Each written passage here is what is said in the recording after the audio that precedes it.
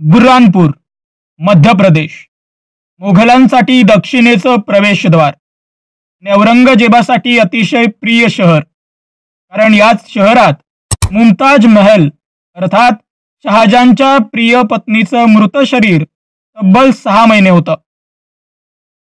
औरंगजेबाचा मुलगा मुअज्जम तर म्हणतो, बुऱ्हाणपूर म्हणजे विश्वसुंदरीच्या गालावरचं तीळ. थोडक्यात काय, हे शहर मुघलांच्या दृष्टिकोनातून अतिशय महत्वाचं शहर होतं. या शहराची रचना वेगवेगळ्या 17 पुऱ्यांमध्ये होती. आज जसं एखाद्या मोठ्या शहरात वेगवेगळी नगरं किंवा छोट्या वस्त्या असतात, अगदी तसाच हा प्रकार. यात सगळ्यात महत्वाचा आणि संपन्न पुरा होता बहादूरपुरा आणि मराठ्यांनी नेमका तोच लुटला होता. 16 जानेवारी 1681 रायगडावर छत्रपती संभाजी महाराजांचा राज्याभिषेक झाला आणि अवघ्या 11 दिवसांनी म्हणजेच 28 जून 1681 महाराजांनी बुऱ्हाणपूरवर छापा टाकला आणि शोषणानं कमावलेली मोघल संपत्ती लुटून स्वराज्य कार्यासाठी ती स्वराज्य तिजोरीत जमा देखील केली. दोस्तांनो, रायगड ते बुऱ्हाणपूर हे तब्बल 1000 किलोमीटर पेक्षा सुद्धा जास्तीचं अंतर आहे. पण हे अंतर महाराजांनी अवघ्या 5 दिवसात कापलं.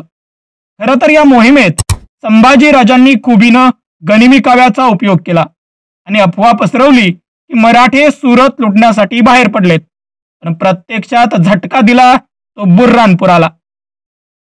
याबाबत औरंगजेबाचा इतिहासकार खाफीखान म्हणतो, मराठ्यांच्या या हल्ल्यानं बुऱ्हाणपूर दचकलं. कारण मराठ्यांनी 2दा सुरत लुटली होती, पण बुऱ्हाणपुरावर त्यांची नजर असेल याची कल्पना दस्तूरखुद्द बुऱ्हाणपूर वासियांना देखील नव्हती. या मोहिमेवेळी महाराजांसोबत सरसेनापती हंबीरराव मोहिते आणि 20,000चं सैन्य होतं. तर समोर बुऱ्हाणपूरचा सुभेदार होता खान जहान आणि त्याचा सहाय्यक होता काफर खान अफगाण. काही कागदपत्रातून असं दिसतं की खान जहान हा यावेळी औरंगाबाद अर्थात आत्ताच्या छत्रपती संभाजीनगरामध्ये होता.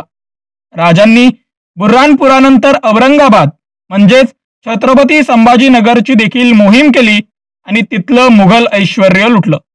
यानंतरच हवालदिल औरंगजेबानं दक्षिणेत अर्थात दख्खनमध्ये उतरण्याचा निर्णय घेतला.